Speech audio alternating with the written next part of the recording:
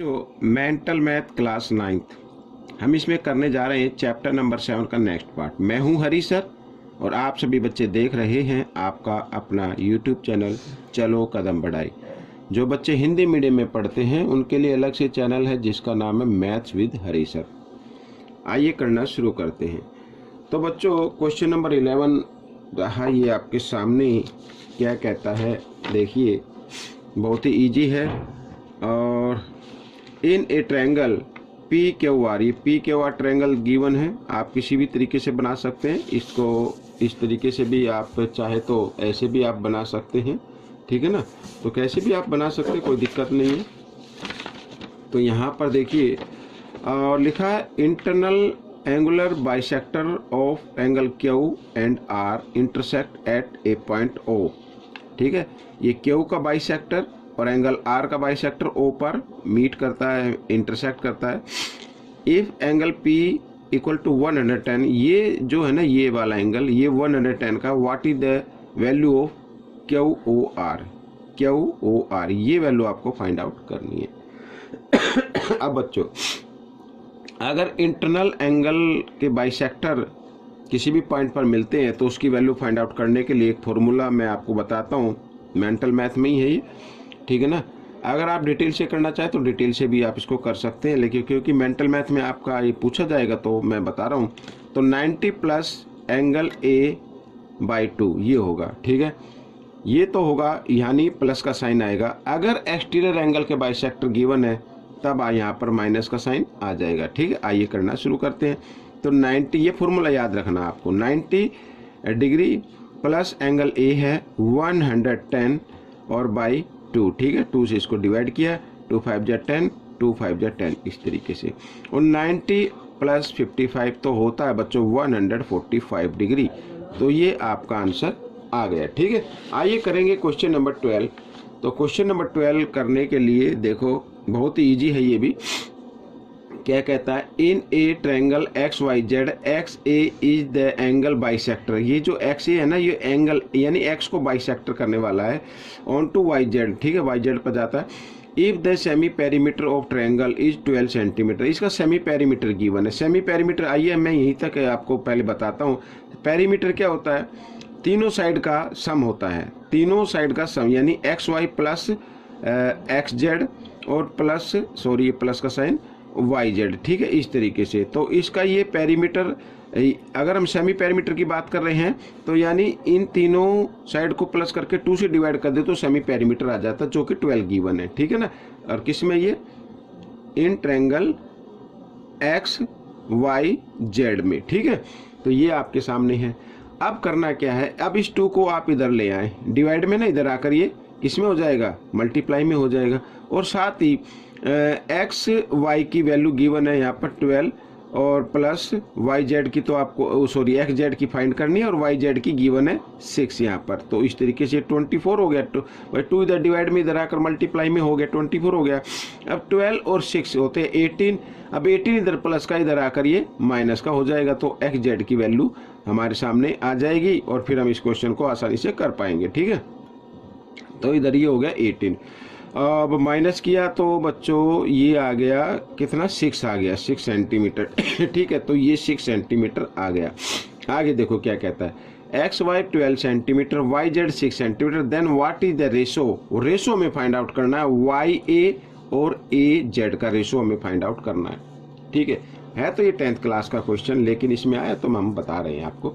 देखो बच्चों, किसी ट्रायंगल में किसी एंगल का बाइसेक्टर, ठीक है, अगर वो अपोजिट साइड पर इंटरसेक्ट करता है तो इसका मतलब क्या होता है, उस एंगल को बनाने वाली जो लाइन सेगमेंट होती है 2, भाई यहाँ पे ये जो एंगल एक्स बना हुआ है ये वाई एक्स और जेड एक्स से बना हुआ है, ठीक है, समझ में आया। तो एक बार फिर सुनिए, एंगल का बाइसेक्टर अगर अपोजिट साइड को इंटरसेक्ट करता है तो उसका रेशो क्या होगा, उस एंगल को बनाने वाली साइड का रेशो इक्वल होगा जिस साइड पर वो इंटरसेक्ट करिए उनके रेशो के इक्वल, यानी वाई ए और ए जेड के इक्वल होगा। मैं यहाँ पर लिख देता हूँ, ठीक है, ये देखो, तो ये इक्वल होता है बच्चों। तो एक्स वाई रेशो में हम इस तरीके से लिख लेंगे और एक्स जेड ये इक्वल होगा ए वाई और ए जेड। ठीक है, आप 10th क्लास में जाएंगे जब ये एक थ्योरम है तो इस थ्योरम को हम अच्छे से करा देंगे। हालांकि वीडियो पहले से डली हुई है तो आप उसको देख सकते हैं। ठीक है, अब देखो एक्स वाई की वैल्यू क्या है बच्चों। एक्स वाई की वैल्यू तो है 12। ठीक है, और वाई जेड की वैल्यू क्या है, सॉरी एक्स जेड है, ये एक्स जेड, एक्स वाई और एक्स जेड। ठीक है, ये वाई, हाँ ए वाई और ए जेड। ठीक है, एक्स जेड की क्या है 6 है, तो इक्वल ए वाई और ए जेड, यही तो फाइंड आउट करना था। तो 6 1 जा 6, 6 2 जा 12, यानी कि 2:1 आ गया आपका। ठीक है, आप चाहे तो इसको वाई ए भी लिख सकते हैं। ठीक है, इसको वाई ए भी लिख सकते हैं और इसको जेड ए भी लिख सकते हैं, इससे कोई फर्क नहीं पड़ता। या फिर आप इसको जो लिखा हुआ ना 2:1 इक्वल इस ऊपर वाले नंबर को यानी न्यूमेटर को आप आगे लिखेंगे और रेशो का साइन लगाएंगे और इसको इस तरीके से लिखेंगे। तो इस तरीके से भी आप इसको लिख सकते हैं। तो ये क्वेश्चन आपका सोल्व हो गया। आइए करेंगे क्वेश्चन नंबर 13। तो क्वेश्चन नंबर 13 भी कुछ इसी तरीके से है, बिल्कुल इजी है। आइए इसको हम जल्दी से कर लेते हैं। ठीक है ना, तो यहाँ पर देखो in a triangular A B C A X is the angle bisector है ये, और ऑन टू बी सी जो बी सी पर इंटरसेक्ट करता है। इफ द सेमी पेरीमीटर, इसमें सेमी पेरीमीटर 9 गिवन है, एंड ए बी जो है 4 है। ठीक है, ये 4 सेंटीमीटर है और बी सी है 6 सेंटीमीटर है, ये सेंटीमीटर लगा देते। तो सबसे पहले आप ए सी फाइंड आउट कर लीजिए। क्या फाइंड आउट करेंगे, ए सी। तो सबसे पहले हमें मालूम है कि A B plus A C plus B C. ठीक है, ये पेरीमीटर निकालते हैं, लेकिन सेमी पेरीमीटर दिया हुआ तो ये बाई 2 कर देना। तो सेमी पेरीमीटर कितना है 9। तो अब देखो ए बी क्या है 4 प्लस ए सी क्या है फाइंड आउट करनी है, बी सी है 6 और इक्वल ये 2 इधर डिवाइड में इधर आकर ये मल्टीप्लाई में हो जाएगा, 9 2 जा 18 हो जाएगा। 6 + 4 10 आ गया ना इधर, तो 10 इधर प्लस में इधर आकर ये माइनस में हो जाएगा। तो ए सी की लेंथ कितनी आ गई बच्चों, 8 आ गई। कितनी आ गई, 8 आ गई है। ठीक है, 8 सेंटीमीटर। तो हमें रेशो फाइंड आउट करना है। तो रेशो क्या होगा, देखो बच्चों ए बी का रेशो यानी A B ratio A C equal होगा B X ratio X C. ठीक है, ये मैंने पहले भी बताया है और एक इसकी थ्योरम है, मैं फिर बता रहा हूँ कि आप इसको अगर वीडियो में सर्च करेंगे, ठीक है, तो अगर आप कहेंगे तो नई वीडियो बना दूंगा। सर्च कहाँ तक करोगे आप, और मेरे को भी मालूम नहीं है कि किस कौन से नंबर की वीडियो है या इसका लिंक क्या है, मेरे को भी मालूम नहीं है। तो इसलिए आप अगर कमेंट्स करेंगे तो इस थ्योरम के ऊपर वीडियो बना दूंगा मैं।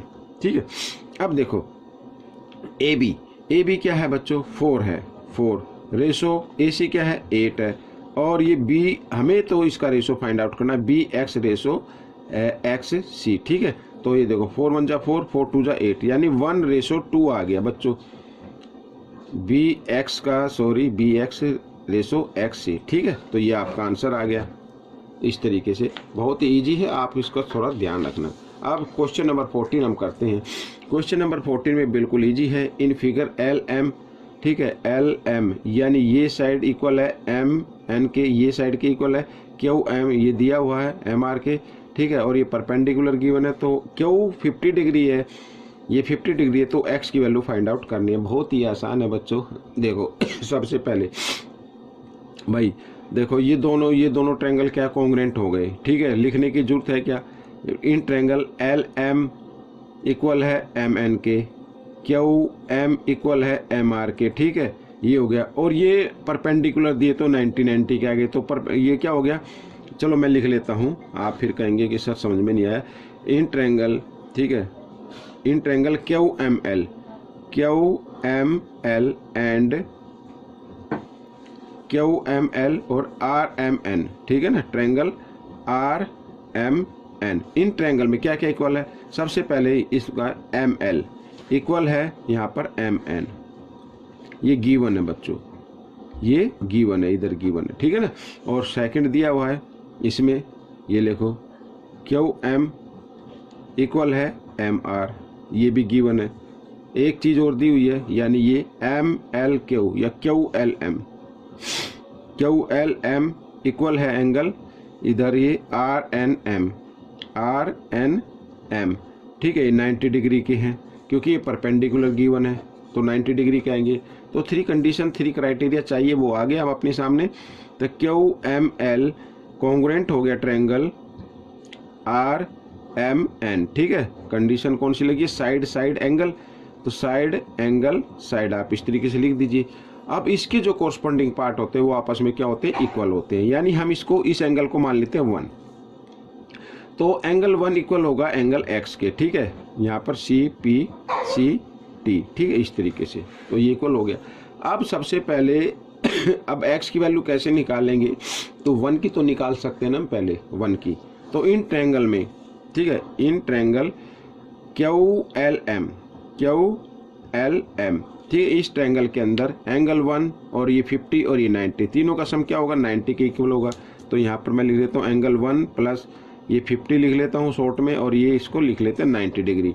ये 1 प्लस 50 प्लस 90, तीनों का सम क्या होगा? 180 के इक्वल आएगा, ठीक है। अब बच्चों 90 प्लस 50 कितना होता है? 140 होता है, ठीक है ना। तो 140 इधर प्लस में, इक्वल के साइन से इधर लेके आएंगे तो माइनस में आ जाएगा, ये आ गया। तो एंगल 1 की वैल्यू आ गई, कितनी आ गई? 40 माइनस किया तो, और एंगल 1 किसके इक्वल है? एक्स के, तो यानी कि एंगल एक्स की वैल्यू भी क्या होगी? 40 डिग्री होगी, ठीक है भाई। एंगल 1 की वैल्यू कितनी है? 40 डिग्री है, और 1 किसके इक्वल है? एक्स के इक्वल है, तो इसका मतलब एक्स की वैल्यू भी क्या होगी? 40 डिग्री। तो ये आपका आंसर निकल गया। आइए करेंगे क्वेश्चन नंबर हम 15, इस पार्ट का लास्ट क्वेश्चन। ये देखिए, ये रहा आपके सामने, बहुत ही आसान है। अब देखो इस फिगर में क्या क्या दिया हुआ है, ठीक है, ये रहा। ये देखो A B equal B C, ठीक है, ये दिया हुआ है। Angle A equal angle X, angle A equal angle X, ये दिया हुआ है, यानी सी की है, यानी एक्स की इक्वल, ठीक है। Angle A equal angle C है, और सी कितने का? एक्स का, तो इक्वल होगा। तो सबसे पहले हम क्या करेंगे? एंगल ए की वैल्यू फाइंड आउट करनी पड़ेगी। अब देखो इन ट्रायंगल ए बी